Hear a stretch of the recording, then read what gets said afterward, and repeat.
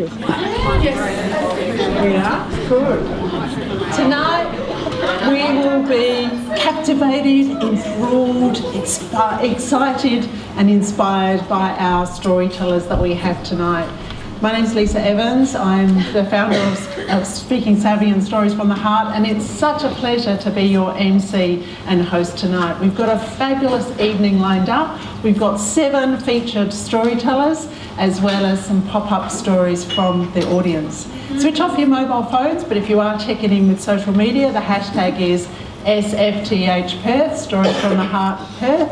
And if you haven't already ordered your meal but you'd like to stay on afterwards and have dinner, then please make your way to the back and order your food and your drink from the bar area. So we will be having a break at about 7:15, just for around 15-20 minutes, where you can top up with a drink, and then we will be finishing up at 8:20, ready to move into the Chimes restaurant for 8:30 dinner.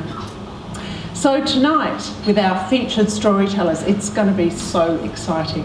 Our storytellers have been selected based on their willingness to volunteer. They've all given up their time. Nobody is paid. In fact, our speakers have bought their own tickets and they've given up their time and their expertise to come along and share a story with you tonight.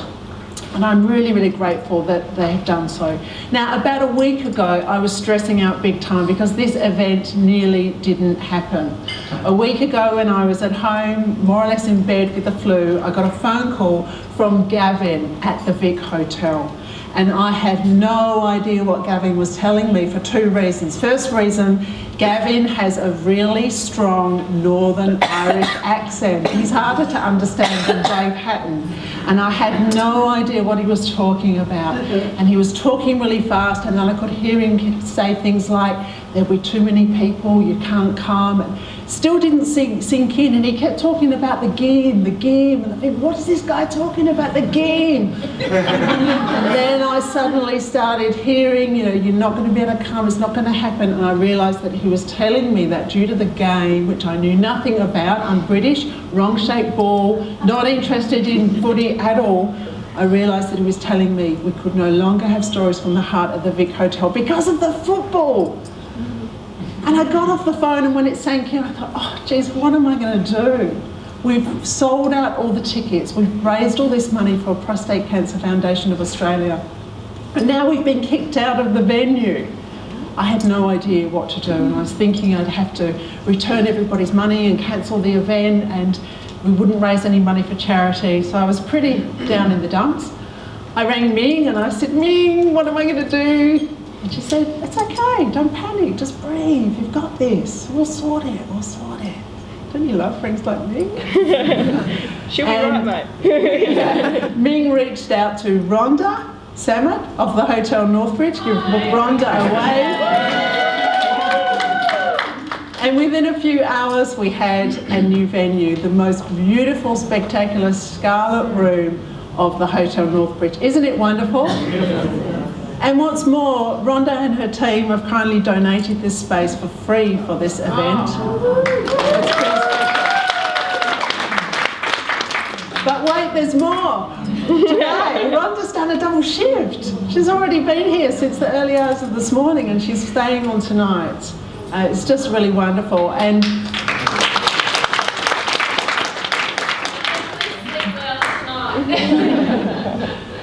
I came along the next day to meet Rhonda and have a look at the space, and as soon as I walked through that door and I just saw the beautiful red carpet and the chairs, I just thought, yes, this is the place. And as Sharon was saying earlier, sometimes things work out for a reason, and I'm just delighted to bring Stories from the Heart here, and it's going to be a very special night. It's our third Stories from the Heart for this year, and each one has got a little bit bigger. We've raised a little bit more money for charity. So far this year we've bought some farming equipment for a group of women in Cambodia. We've helped out get some water access to a group in the Philippines, and this time our chosen charity is Prostate Cancer Foundation of Australia, a really great charity. Did you know that more men die of prostate cancer than women do breast cancer? It's quite an amazing figure. Yeah. So, our speakers tonight have only 5 minutes to tell a story, which is not long at all. You know, anyone can tell a story, but being able to tell a story well is something different. Being able to keep it concise and clear and interesting. So 5 minutes is not long at all. And we have a timer who will help us stay on track with the evening. So when the speakers have a minute left, they will be shown a yellow card. When the speakers have 30 seconds left, they'll be shown a red card. And if the speakers go on for way too long over their time, we have the beef burger. And the beef burger makes a sound. And if the beef burger sounds, that is your cue as the audience members to cheer and clap and yell and shout and laugh. And there's Gary's cue to cut the microphone, and that is the time the speaker sits down. But that's not going to happen. So that's the beef burger just in case. And hopefully we don't have to use it. We're also going to have some pop-up stories in between some of our featured storytellers. Pop-up stories will be 1.5 to 2 minutes long, really short and snappy. So are we ready to get started? So our first speaker tonight, who's going to make his way up to the stage area here, is Paul Verschuren. Paul is an engineer by trade, but he's found that his true passion lies in reverse engineering humans, to understand why we do the things that we do, how we can put a man on the moon and yet still be novices of our own emotional intelligence. Paul's story is called The Day God Handed Me a Mirror. Please welcome Paul Verschuren.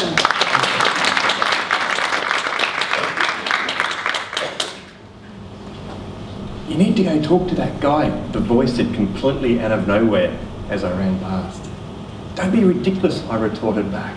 It was a stunning spring morning and I was keen to go for a run over the Harbour Bridge and admire one of our best known landmarks. And yet, just as the sun had quietly arisen with that quiet surety of this is who I am and this is what will happen, so too had that voice spoken. I slowed to a walk and then eventually stopped, grappling between what I wanted to do and then honouring at some higher level what I needed to, what I had to do. With fear and trepidation, I turned around and started walking back to that guy. I was in Sydney doing a personal development course, and for some reason, my curiosity had been sparked around homelessness. How can a person be homeless in this amazing country of ours with all the support structures in place? And on that fateful morning, life had deemed it necessary that I go talk to that homeless guy to find out. Looking back, it's hard to impress upon you how scared witless, maybe a bit like now, I was at going to talk to that guy. And yet, as I approached him, it felt like for an instant, life made it easier. My fear was here and my courage was here, but for a moment, my courage popped above my fear. Can anyone relate to that sort of story? Yeah. I hesitated. And faster than the doors in Maxwell Smart's tunnel slamming shut, so did my window of opportunity. I went over and sat on this park bench, stuck. I didn't have the courage to go talk to him, and yet I couldn't leave without trying. It was then that life offered me a second chance. You know those little old ladies, the ones that they're bent over so much that like their head is lower than their shoulders? This little old lady walked down the road and she turned into this alleyway. She reached into her shopping bag and went like this.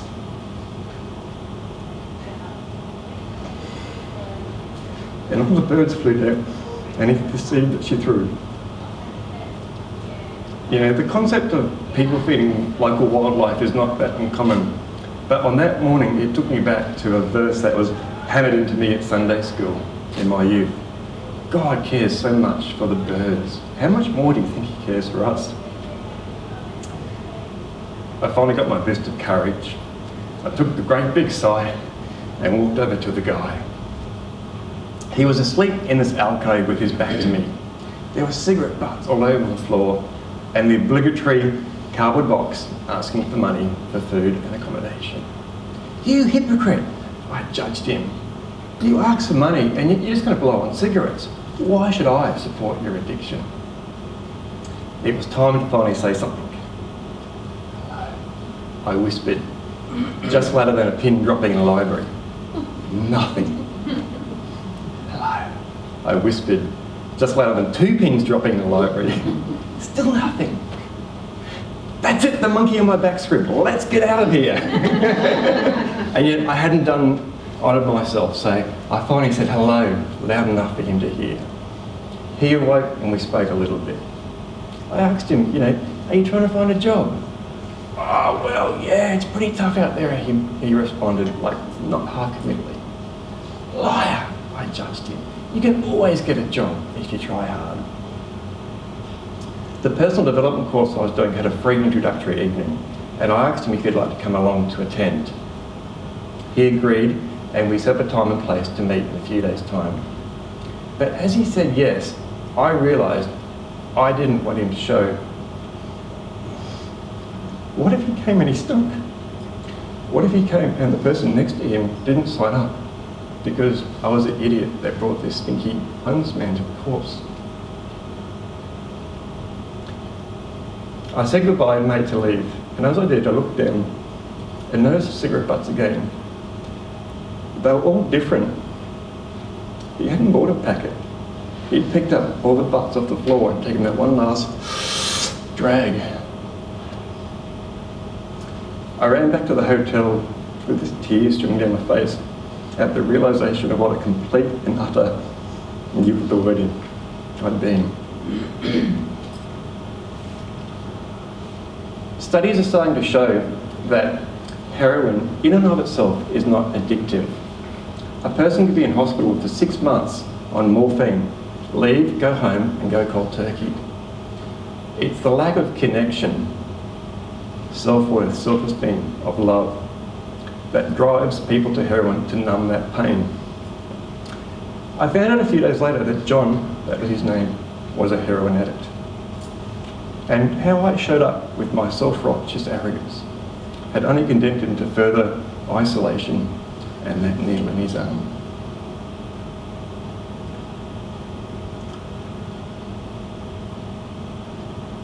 It's there, it'll come back.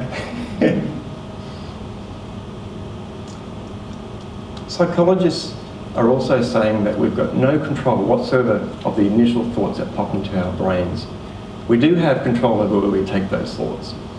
And these days, I'm glad to say, if someone comes into my life that doesn't meet my model of the world, a lady in a burqa, and I can feel those walls of self-righteousness come up, these days I'm happy to say I almost always can capture it and replace it with this. Hi there, I see you. I don't understand why it is you do the things you do, but that's okay. Maybe my way of life is better than yours. Maybe your way of life is better than mine. Maybe it just doesn't matter. But I'm keen to learn, to seek to understand you just the way you are. I hope you're doing okay.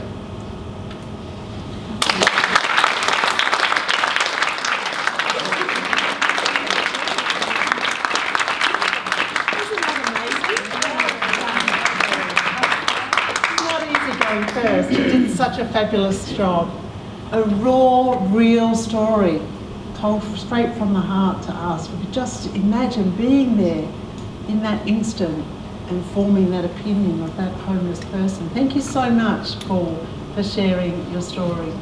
I want to acknowledge another couple of volunteers who have really helped to make tonight special. Gary Jackson is a man of many, many talents. He's a master of many, many trades, and sound and camera are just two of them.